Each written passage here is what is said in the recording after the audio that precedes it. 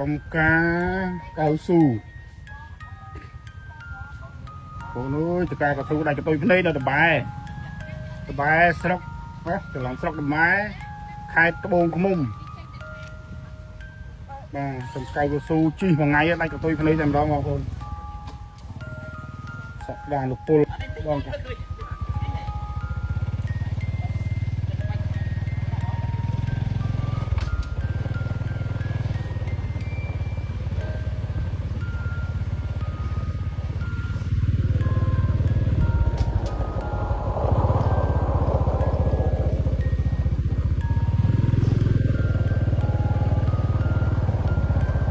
một tô cắt cái ca cao su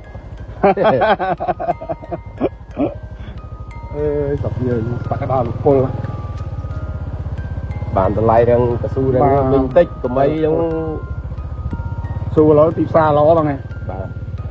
su xoay dần tí nó dưới nó bảo đang bạn đo tầng hầm mà cao su chọc slide ra đúng vai đang đợi mày có cao su xoay dần tí này là gì mà vì nó ọt mùi gọt bán hai nó kia dùm rạ chi cái số việc đó khai cái đau nó xoay dùm tí tung ok bà rinh tung ok để cho phát mà đấy lo chiếng hay cao su lo chiếng su lo chiêng mình bờ đầy tích đam rinh bàn tròn chiêng bờ ngót lồng tỏi giáp đây hai con phăng mới cho này bà cái su bờ hiên thì khai tôm bàn mà cái hiên mà đấy đúng bạch tập lăng riêng bà tờ nó có tờ đang lấy được hơi nhá đây những tờ khai nhanh rồi ngắn nhá một địch đây ô sáu ắt nhanh nó đây ô sáu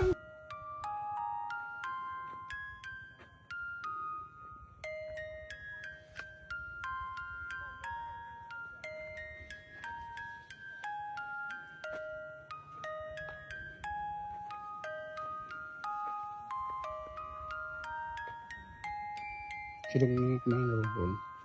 một trùng mà đang cái trùng này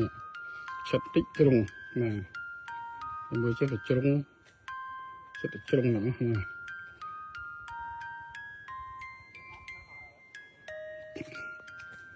đào trùng này cho mày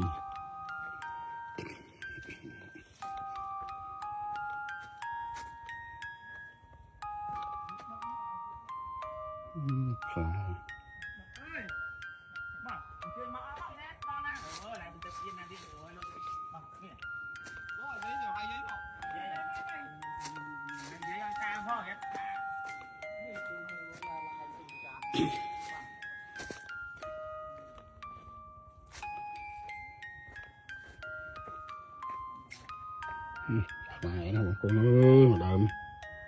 nó phần mang cả lô nó tăng bị đây nhá mà tăng bị nợ đây ngày mình trắng con mới thải cho mà đầm này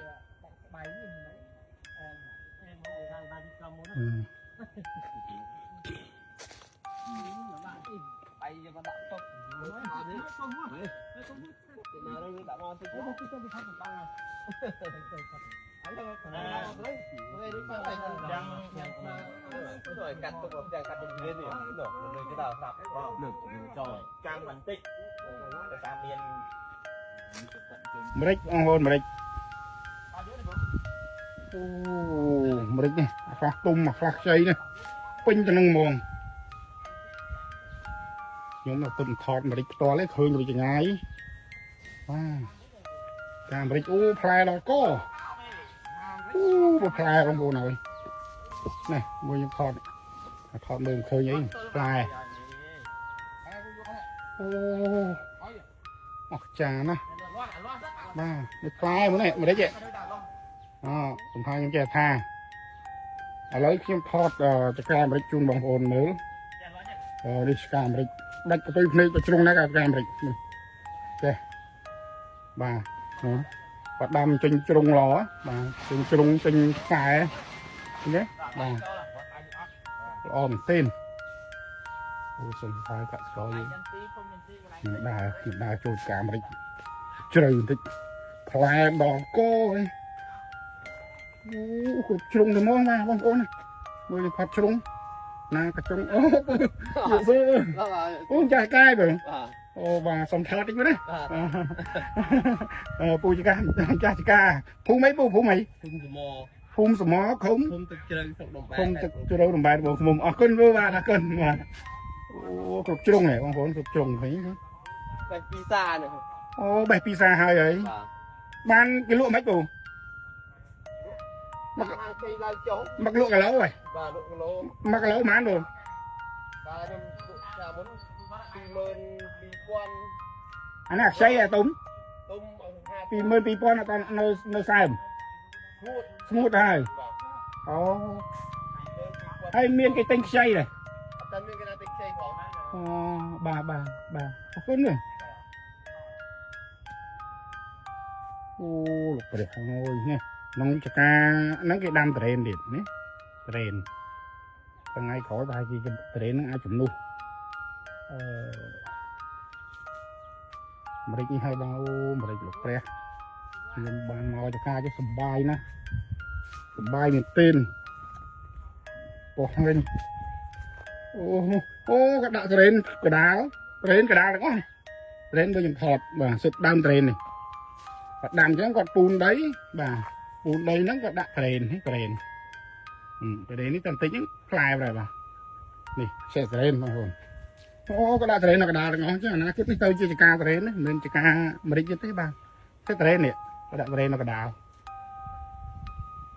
ដីនៅដំបែបាទល្អណាស់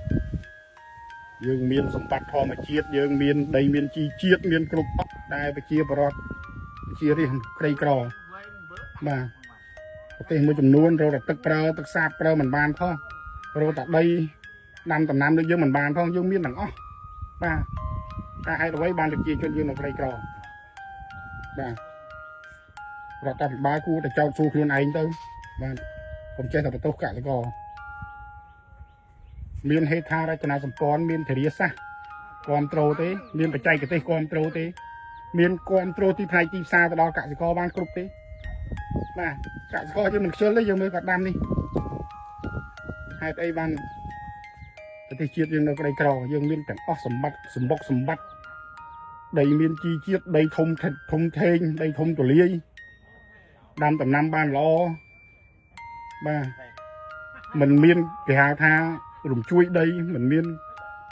គេហៅគ្រោះមហន្តរាយធំទេនៅកម្ពុជាយើងអំណោយផលណាគ្រាន់តែប៉ុណ្ណេះហើយហេតុអីក៏រដ្ឋាភិបាលយើងមិនអាចជួយឲ្យប្រជាពលរដ្ឋយើងមានជីវភាពធូរធារចោទសួរខ្លួនឯងមកកុំចេះតែបន្ទោសប្រជាពលរដ្ឋបាទតែយើងទៅកង្វាយខ្លះខ្វះចន្លោះអីខ្លះគោលនយោបាយយើងការគ្រប់គ្រងរបស់យើងត្រូវចំណុចទេប្រើបេះដូងមកជួយប្រជាកសិករប្រជារាស្ត្រយើងពិតប្រាកដទេស្អាតណាស់បាទអាមេរិកផ្លែអូយខ្ញុំស្រឡាញ់ណាស់អាមេរិកបាទបងប្អូនជម្រាបលាបាទអរគុណច្រើន